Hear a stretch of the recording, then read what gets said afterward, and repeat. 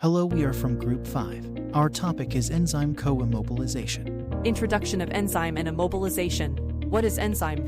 Enzymes have been used for millennia as tools to perform a wide range of reactions under mild conditions, with great specificity and with minimal negative effects on the environment and human health. Enzyme application in industry has not yet reached its full potential due to low stability and challenging operational circumstances, such as in environments with a high pH, relatively high temperatures, existence of metal ions, surfactants, or solvents, low shelf life, and most commonly is the difficulty in recovery and recycle. What is immobilization? The initial goal of enzyme immobilization was to solve the issues with enzyme recovery. Due to their size, enzymes create a colloidal solution that is difficult to separate from the reaction medium, which is occasionally also accompanied by a protein solution. Moreover, immobilization facilitates downstream processing and continuous operation. Numerous other enzyme limitations were overcome via immobilization. For example, enzyme activity, stability via multipoint or multi-subunit covalent attachment, or purity by coupling the immobilization of the enzyme with its purification. Enzyme immobilization is helpful for adjusting the selectivity or specificity of an enzyme, and it might minimize enzyme inhibition, allows for the customization of enzyme microenvironments by immobilizing enzymes alongside ionic polymers, creating partition effects that may also enhance the stability or activity of an enzyme. Compared to their corresponding free-form counterparts, immobilized enzymes typically exhibit increased pH and thermal stabilities, as well as occasionally improved activity and selectivity. Additionally, the utilization of immobilized enzymes is connected to excellent space-time yields, since it allows for continuous functioning.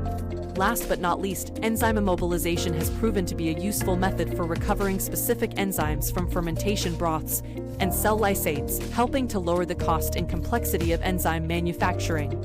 Nowadays, the chemical industries are facing the problem of the increasing relevance of cascade reaction in biocatalysis, which lead to the necessary to get the desired product and avoiding side reaction, which both of the criteria are depending on the kinetic parameter of the involved enzymes. This problem can be overcome by the application of enzyme co-immobilization. Enzyme co-immobilization is immobilizing of a number of sequential or cooperating biocatalysts on the same support to impart stability and enhance reaction kinetics by optimizing catalytic turnover. For example, 3 different enzymes, A, B, and C, are binding to a same support with a sequential order. Next, we have to understand cascade reaction.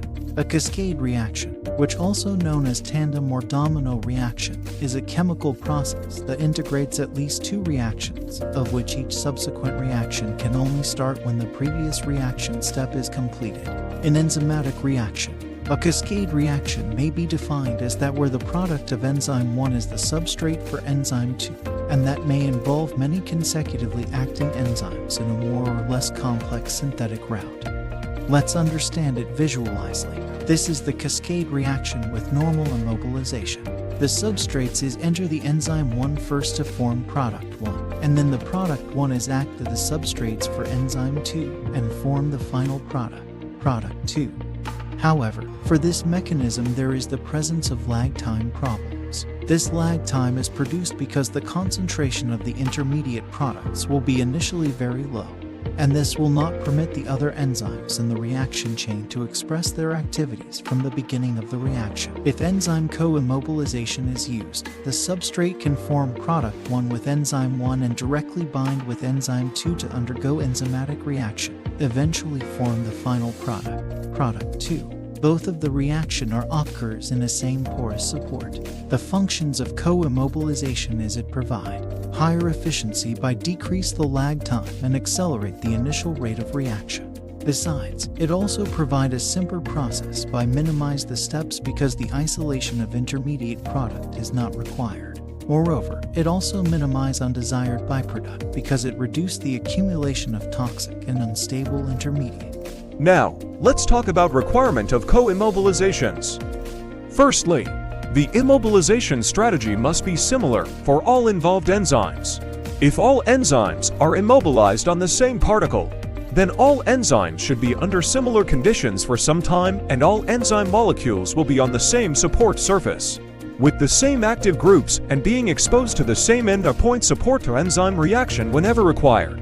From this way, Co-immobilization can improve the immobilization of the properties and features of all enzymes. Therefore, it shows that immobilization is a potent tool for stabilizing the enzymes.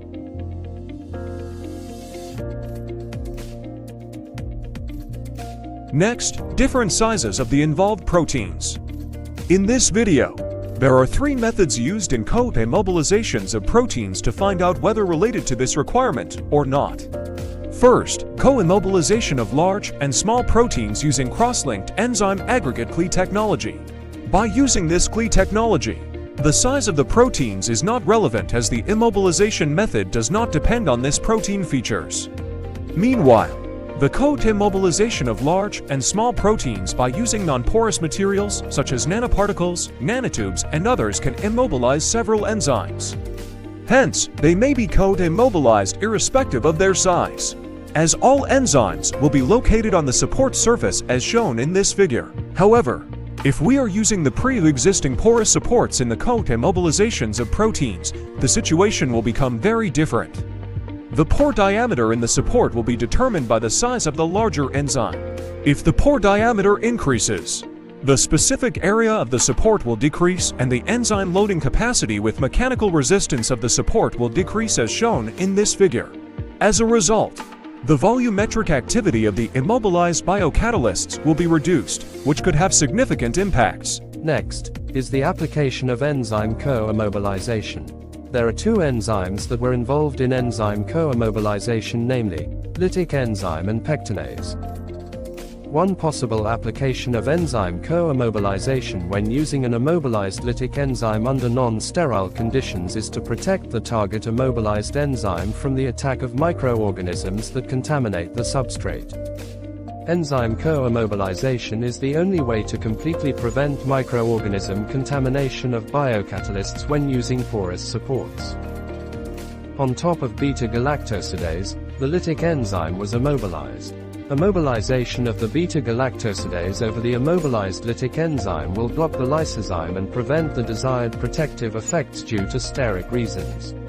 To clarify apple, pineapple, and grapes juices, pectinase and amylase and cellulase in iron oxide magnetic nanoparticles functionalized with 3-aminopropyltriethoxysilane (APTES), which cross-linked with glutyraldehyde have been used.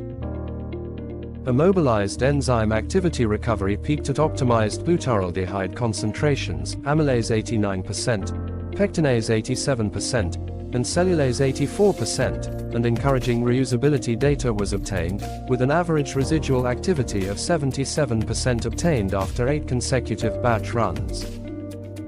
Commercial Pectinex and Celluclast enzymes were immobilized in iron oxide magnetic nanoparticles functionalized with 3-aminopropyltriethoxysilane (APTES), then cross-linked with glutyraldehyde.